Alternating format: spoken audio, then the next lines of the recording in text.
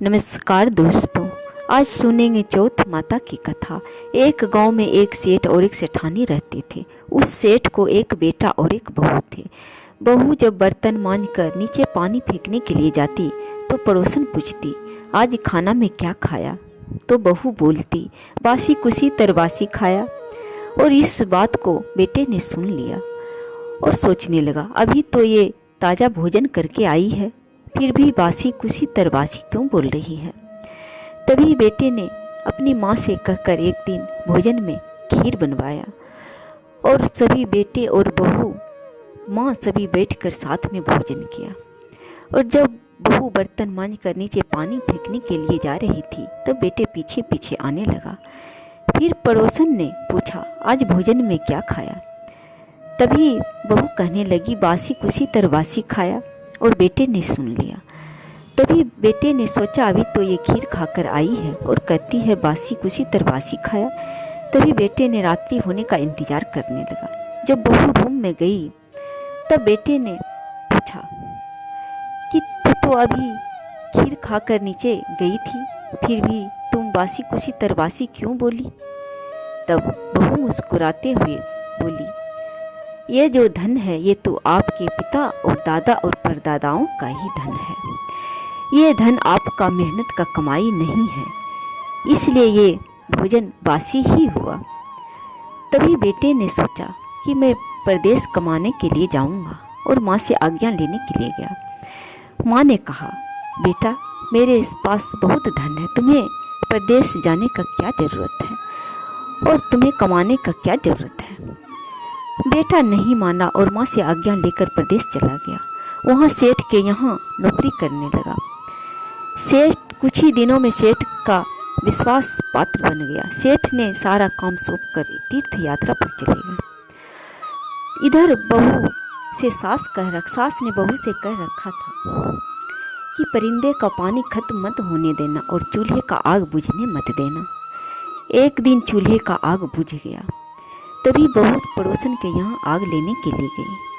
पड़ोसन ने चौथ माता का पूजा कर रही थी। बहू पूछने लगी कि आप किस देवता का व्रत कर रहे हैं और इसे करने से क्या होता है? एक पड़ोसन कहने लगी, मैं चौथ माता का व्रत कर रही हूँ। इस व्रत को करने से बिछड़े का मिलन होता है, निर्धनों को धन की प्राप्ति होती है, निसंतानों को संतान की सुख प्राप्त होती है। तभी बहू कहने लगी कि मुझे तो घर से सास निकलने ही नहीं देती, मैं चौथ माता का व्रत कैसे करूँगी और मुझे पता कैसे चलेगा कि चौथ का व्रत कब है। तभी एक पड़ोसन कहने लगी, एक डब्बी में लेना और उस डिब्बी में तुम एक गेहूं का दाना हर रोज़ डालते जाना। जिस दिन 30 गेहूं का दाना पूरा होगा उसी दिन तुम चौथ माता का व्रत करना और चौथ माता का पूरे विधि विधान से श्रद्धा से व्रत करना। तभी बहू चौथ माता का व्रत करने लगी और उधर चौथ माता सोचने लगी कि अगर मैं इसकी नहीं सुनी तो मुझे संसार में पूजेगा कौन, मानेगा कौन। तभी चौथ माता ने साहूकार के बेटे के सपने में जाकर बोली कि तू सो रहा है या जग रहा है? तभी साहूकार के बेटे ने कहा, मैं न सो रहा हूँ न जग रहा हूँ और चिंता में हूँ। तभी चौथ माता ने कहा कि तू अपना घर जाओ, अपना पत्नी और माँ से मिलने के लिए घर जा। तभी साहूकार के बेटे ने कहा, मेरा कारोबार बहुत दूरों तक फैला है और हिसाब अभी बाकी है, मैं घर कैसे चला जाऊँ। चौथ माता ने कहा, तुम सुबह उठकर नहा धोकर और विनायक जी के नाम लेकर एक घी का दीपक जलाना और कहना, जिसे लेना हो वे ले जाए, जिसे देना है वे दे जाए, तब तुम्हारा सारा हिसाब पूरा हो जाएगा। माता के कहे अनुसार साहूकार के बेटे ने सुबह उठा और स्नान करके विनायक जी के नाम लेकर एक घी का दीपक जलाया और कहा, जिसे लेना हो वे ले जाए, जिसे देना है वे दे जाए। वो ऐसा ही किया और सारा हिसाब किताब पूरा हो गया। साहूकार के बेटे ने घर जाने को तैयार हो गया। तभी रास्ते में एक सांप ने 100 वर्ष के आयु पूरा हो जाने पर समाधि लेने जा रहा था और उस सांप को साहूकार के बेटे ने शिकार दिया। जिसे उस सांप ने डसने के लिए आ गया। तभी साहूकार के बेटे ने कहा, मैं 12 वर्ष के बाद अपने माँ और पत्नी से मिलने के लिए जा रहा हूँ। मिलने के बाद तुम डस लेना। सांप ने कहा, तू तो घर जाकर सो जाएगा, फिर मैं तुझे डसूंगा कैसे? तब साहूकार के बेटे ने कहा, मैं पत्नी का चोटी नीचे लटका दूंगा और तुम उस पर चढ़कर आ जाना और डस लेना। साहूकार के बेटे ने घर आकर बड़ा उदास होकर बैठ गया। माँ ने पूछा किंतु कुछ नहीं बताया। पत्नी बड़ा होशियार थी और सब बात पता करके रात्रि में एक सीढ़ी पर दूध रखा, दूसरे सीढ़ी पर चूरमा रखी, तीसरे पर बालू का रेत रखा और तीसरे पर इत्र पुष्प रखा और चौथ माता से प्रार्थना करने लगी कि हे चौथ माता, अगर मैं श्रद्धा भक्ति से आपका पूजन किया है, व्रत किया है, तो मेरी सुहाग की रक्षा करना।